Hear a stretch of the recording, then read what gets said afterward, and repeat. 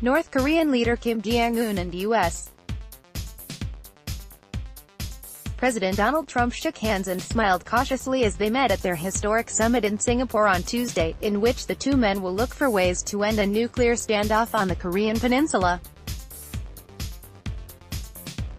Should they succeed in making a diplomatic breakthrough, it could bring lasting change to the security landscape of Northeast Asia, like the visit of former U.S. President Richard Nixon to China in 1972 led to the transformation of China. "Nice to meet you, Mr. President," Kim said as he sat alongside Trump, against a backdrop of North Korean and U.S. flags, beaming more broadly as the U.S. President gave him a thumbs up. Trump said he was sure they would have a terrific relationship, with cameras of the world's press trained on them. Trump and Kim displayed an initial atmosphere of bonhomie. "I feel really great," Trump said. "It's gonna be a great discussion and I think tremendous success. I think it's gonna be really successful and I think we will have a terrific relationship, I have no doubt," Kim replied. "Well, it was not easy to get here. The past has placed many obstacles in our way, but we overcame all of them and we are here today." Both men looked serious as they got off their limousines for the summit at the Capella Hotel on Singapore's Sentosa, a resort island with luxury hotels, a casino, man-made beaches and a Universal Studios theme park. But they were soon smiling and holding each other by the arm, before Trump guided Kim to the library where they held a meeting with only their interpreters. Financial markets were largely steady in Asia and did not show any noticeable reaction to the start of the summit. The dollar was at a three-week high and the MSCI index of Asia-Pacific shares was largely unchanged for Monday. The one-on-one between Trump and Kim will be followed by a wider meeting that includes officials from the two sides before the teams hold a working lunch. While Trump and Kim search each other's eyes and words for signs of trust or deceit, the rest of the world will be watching, hoping that somehow these two unpredictable leaders can find a way to defuse one of the planet's most dangerous flashpoints.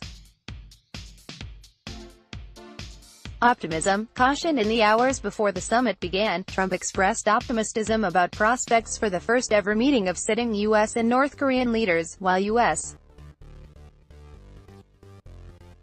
Secretary of State Mike Pompeo injected a note of caution whether Kim would prove to be sincere about his willingness to denuclearize. Officials of the two sides held last-minute talks to lay the groundwork for the Summit of the Old Foes, an event almost unthinkable just months ago, when they were exchanging insults and threats that raised fears of war. Staff-level meetings between the United States and North Korea were going well and quickly, Trump said in a message on Twitter on Tuesday.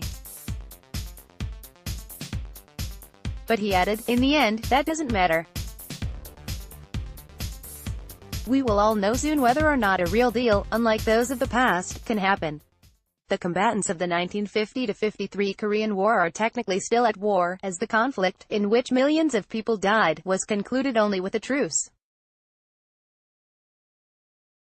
On Tuesday morning, Pompeo fed the mounting anticipation of diplomatic breakthrough, saying, "We're ready for today."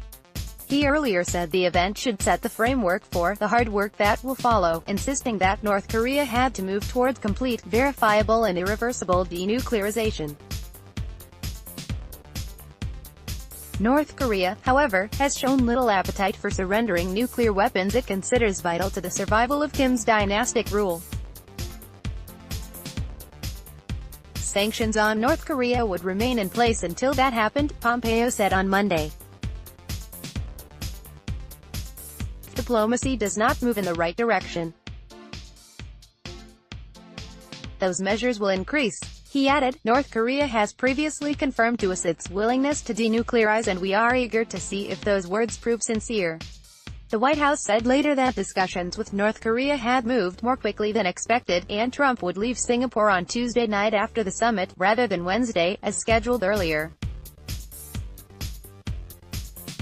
Kim is due to leave on Tuesday afternoon, a source involved in the planning of his visit has said.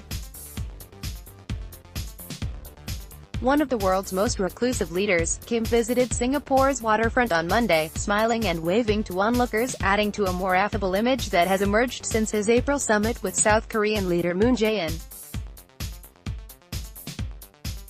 The Swiss-educated leader, who is believed to be 34, has not left his isolated country since taking office in 2011, apart from visiting China and the South Korean side of the border demilitarized zone, which separates the two Koreas.